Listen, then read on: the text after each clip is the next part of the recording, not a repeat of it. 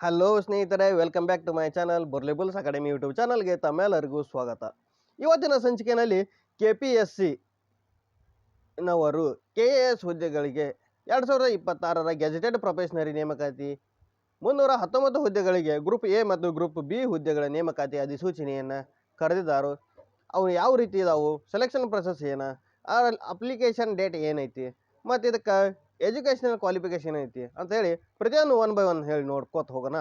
ಅದಕ್ಕಿಂತ ಮುಂಚೆ ನನ್ನ ಚಾನಲ್ನ ಸಬ್ಸ್ಕ್ರೈಬ್ ಮಾಡಿಲ್ಲ ಅಂದ್ರೆ ಸಬ್ಸ್ಕ್ರೈಬ್ ಆಗಿ ಇನ್ನಷ್ಟು ಇಂಥ ಸರ್ಕಾರಿ ಹುದ್ದೆಗಳ ಮಾಹಿತಿಗಳನ್ನು ನಿಮ್ಮ ಮುಂದೆ ತರ್ತಾ ಇರ್ತೀನಿ. ಬನ್ನಿ ಪ್ರಾರಂಭ ಮಾಡೋಣ.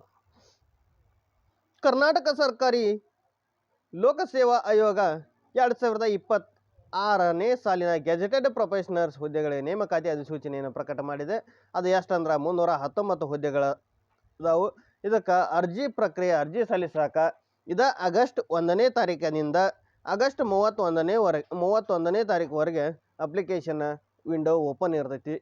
ಯಾರೂ ಡಿಲೇ ಮಾಡೋಕ್ಕೆ ಹೋಗಬೇಡ್ರಿ. ಯಾರು ನೀವು ಅರ್ಜಿ ಸಲ್ಲಿಸಾಕ ಯಾವ ವೆಬ್ಸೈಟ್ಗೆ ಹೋಗ್ಬೇಕಂದ್ರೆ KPSC ಅವರ ಅಧಿಕೃತ ವೆಬ್ಸೈಟ್ kpsc.kar.nic.in ಇದರ ಮೂಲಕ ನೀವು ಅರ್ಜಿಯನ್ನು ಸಲ್ಲಿಸಬಹುದು.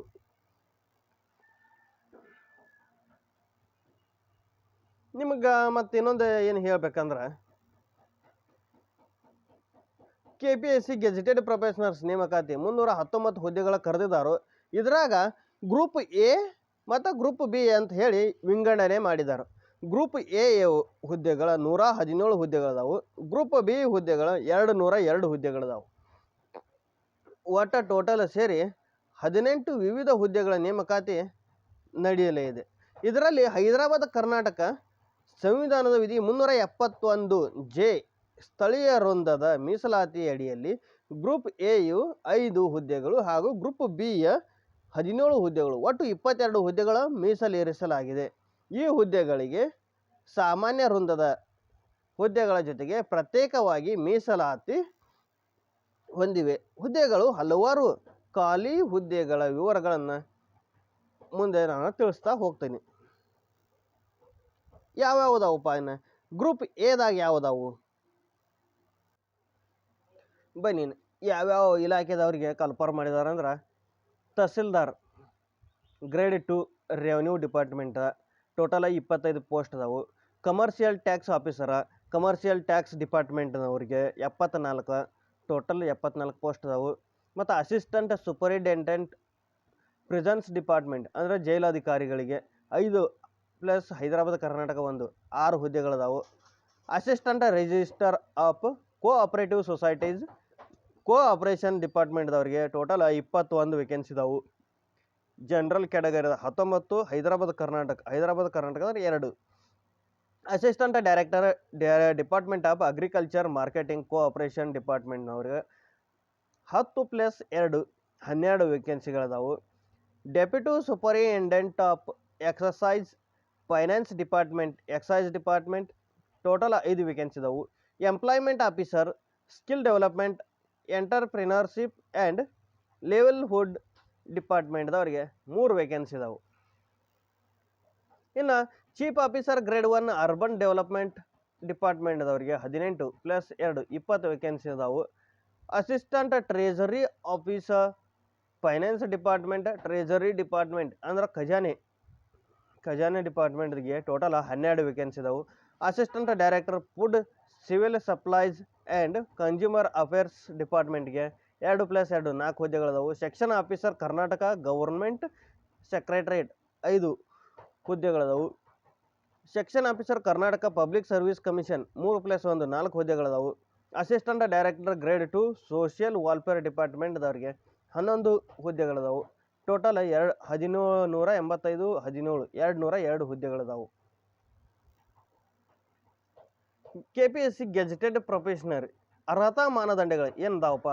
ಇದಕ್ಕೆ ನೀವು ಶೈಕ್ಷಣಿಕ ಕ್ವಾಲಿಫಿಕೇಷನ್ ಇರಬೇಕಂದ್ರೆ, ಭಾರತದಲ್ಲಿ ಕಾನೂನಿನ ಮೂಲಕ ಸ್ಥಾಪಿತವಾದ UGC ಮಾನ್ಯತೆ ಪಡೆದ ಸ್ನಾತಕೋತ್ತರ ಪದವಿ ಅಥವಾ ಸ್ನಾತಕೋತ್ತರ ಮಾಸ್ಟರ್ ಡಿಗ್ರಿ ಆಗಿರಬಹುದು. ಮಿನಿಮಮ್ ಡಿಗ್ರಿ ಆಗಿರ್ಬೇಕಂತ ಹೇಳಿದ್ದಾರೆ. ಇನ್ನು ಇದಕ್ಕೆ ಏಜ್ ಲಿಮಿಟ್ ನೋಡೋದಾದ್ರೆ 1997ರ ವಯೋಮಿತಿ ಪ್ರಕಾರ ಒಮ್ಮೆ ಮಾತ್ರ ನೇಮಕಾತಿಗೆ ಸರ್ಕಾರವು ಒಮ್ಮೆ ಮಾತ್ರ ಏಜ್ ಲಿಮಿಟ್ ವಯೋ ಸಡಿಲಿಕೆಯನ್ನು ಘೋಷಿಸಿದರು. ಎಲ್ಲ ಅಭ್ಯರ್ಥಿಗಳಿಗೆ ಗರಿಷ್ಠ 21 ವರ್ಷ ಗರಿಷ್ಠ ವಯಸ್ಸು ಅಂತ ಹೇಳಿದರು. ಜನರಲ್ ಮೆರಿಟ್ದವರಿಗೆ 40 ವರ್ಷ, SC ST ಪ್ರವರ್ಗ 1ಗೆ 45 ವರ್ಷ ಹಾಗೂ 2A 2B 3A 3Bದವರಿಗೆ 40 ವರ್ಷಗಳು ಅಂತ ಹೇಳಿದರು.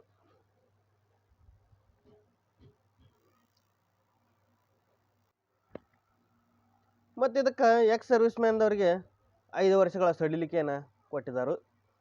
ಇಲ್ಲ ಪರ್ಸನ್ಸ್ ವಿತ್ ಡಿಸೆಬಿಲಿಟೀಸ್ 10 ವರ್ಷ ಸಡಿಲಿಕೆಯನ್ನು ಕೊಟ್ಟಿದ್ದಾರೆ.